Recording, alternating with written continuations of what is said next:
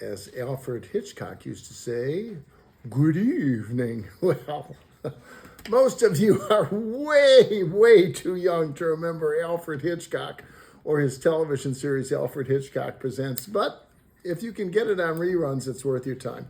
Okay, so I got to start off here.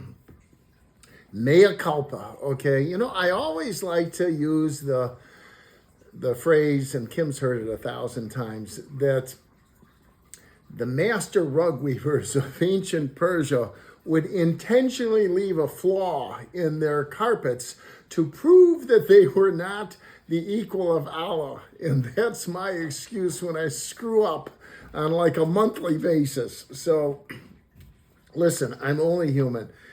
In the last installment, which I'm sorry to say we had to skip that installment, gosh, you know, I just screwed up. My dad used to say, there's no easy way. And he was right, you know, with his street sense. I tried to find an easy way for you guys to get your television series onto the air. And Kim and I were sitting around about an hour or two later watching the morning show. Gosh, if you haven't seen that, you really ought to take a look at it. It's no Suits, and you know, Steve Carell is certainly no Harvey Specter, but I think Jennifer Aniston and Reese Witherspoon and Carell do a fabulous job on a series that's worth your time to watch. But I digress. Kim and I were sitting around watching it, and I'm in the middle of watching it, and she says, what's wrong? And, you know, she's got this incredible radar when it comes to me. And I said, I just think I made a mistake in the last installment, going the direction that I told them to go for marketing their television series presentation package. I said, we got to erase the whole thing. She said, you sure? I said, I'm positive. So we erased that. So let's backtrack a little bit. What you've got now, hopefully, is a proposal.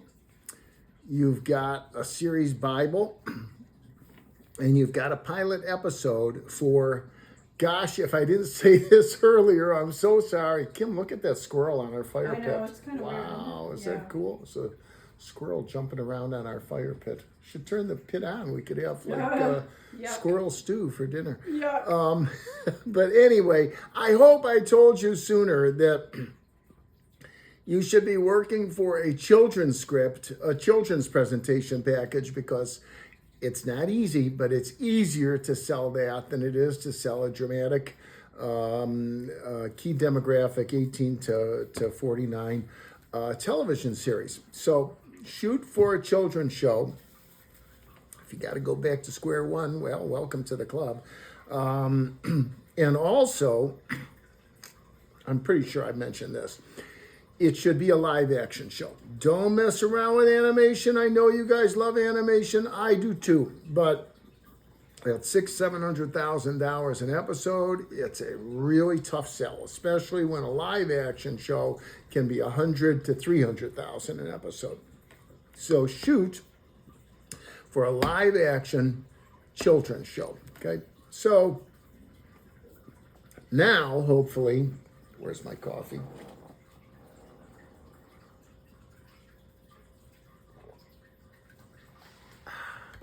Now, hopefully, you've got your entire presentation package completed. Okay, the question is, Jack, what do I do with it now? And here's the deal, okay? I'll give you the bad news first, and then I'll give you the good news. The bad news is you are not going to call up Nickelodeon or Cartoon Network or Apple TV Plus or DreamWorks and get the president of DreamWorks, Margie Cohn, on the phone and say, Margie, I've got this fabulous show for you that I want to pitch to you. It's not going to happen, okay? If you were sitting on the other side of the desk as a broadcast acquisitions executive and you had crawled over 5,273 feet of broken glass to get in your position, and you're sending your kids to private school, and you're driving your BMW 750i, and your wife or your husband are shopping on Rodeo Drive in Los Angeles, you're not going to put up $3 million, $5 million for an unknown entity to produce a children's television series. Look, I can pick up the phone and I can call those places. They'll take my call, and a lot of times, most of the time, frankly, they'll say, Jack, send along the package, we'll take a look at it. But I've been doing this for 40 years, okay? You're gonna run into blockers, secretaries, receptionists. There's no way that they're gonna put you through to the acquisitions executives that you need to get your presentation package to. So that's the bad news. The good news is that I'm going to tell you how you get it to them. And boy, I'm going to reiterate this. Your presentation package, it better be for the most unbelievable children's television series that's ever been created, okay? Or pretty darn close. Because they're getting bombarded with stuff. So you have to separate yourself out from the pack. Be able to get it down to a one-sentence pitch. Remember we said before, Steven Spielberg's pitch on Jaws was it's about a shark that attacks a seaport village over and over and over again. Green light, okay? Get it down to something really tight. And then what you do, you've got one of the greatest tools the writers have ever had. 40 years ago, 20 years ago, you didn't have it. But I'm looking at a 55-inch screen on top of my fireplace mantle. It's called a television set. That's your tool. So watch live action children's series with pen and paper nearby. And either at the beginning or at the end, they will run credits that will tell you the name of the production company that was involved in developing or creating the television series that you're watching. They may also give you the name of the person who created it. That's valuable information. And compile a list of 5, 10, 15, 20 shows. Go back, okay? Watch iCarly, okay? Just because a show's not on the air anymore doesn't mean it wasn't a great show, okay? Watch, the Thundermans. Watch shows that are a little bit older, live action series. Find out who the production company was. Sometimes the older ones, they're looking for new content because it's been a while since they've had a show on the air. So get your hit list, your target list of 10 or 15 production companies and creators. And now comes the really hard work. Man, you better be Columbo. God, I hope you guys at least know who Columbo was. You gotta be Columbo, okay? You've gotta be Sherlock Holmes. You've gotta be a detective, okay? It's hard work. And anybody that tells you it's easy, I could do a television show. Yeah, go ahead, do it. You're looking up, like I've said, at a 20,000-foot climb up Everest. And at the end, when you get close to the summit, you hit the North Face. Okay, so you've got to climb ahead of you. But do the dogged research work. You guys, listen, you're so blessed nowadays that you've got Google, that you've got the internet. When I was first coming up, you aren't going to believe this. There was no Google. There was no internet.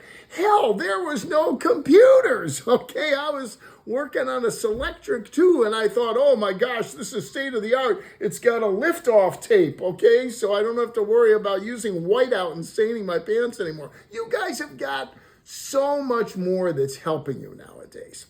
So utilize that wonderful device that you have, that computer, to help you find those people. find the producer, find the creator of the show. Who was the creator of iCarly? What was the name of the production company for iCarly? It's not going to be, okay, yeah, sometimes it's an original program that is done on Nickelodeon, no question about it. Original program that's done by Apple TV Plus. But most times, the broadcasters will utilize an outside production company that's well established. And that is who they want to have coming to them with new content. Get that phone number. You're going to get depressed. You're going to get knocked down. You're not going to be able to find the right number. Disconnected. No longer in service. You're going to get through sometimes to a blocker. They're not going to let you through to somebody. But eventually, you'll get through, okay? Hoffa, Bobby Chiaro, okay? If you refuse to take no for an answer, eventually the answer comes back yes. Now, you better have the right project, okay? And you better be able to pitch it in one sentence. And you better, let's go back to The Godfather, you better make them an offer they can't refuse.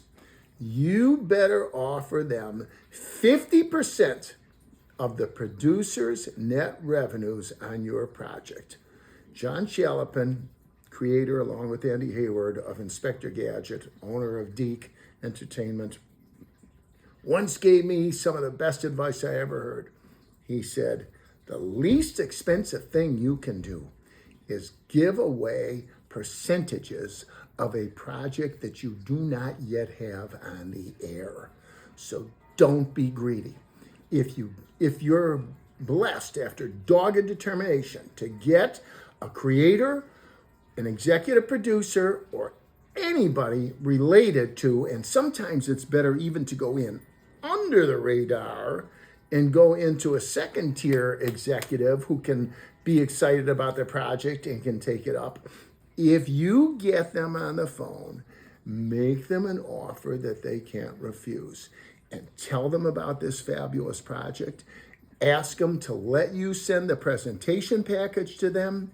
Then get on your computer, send it to them, and keep your fingers crossed.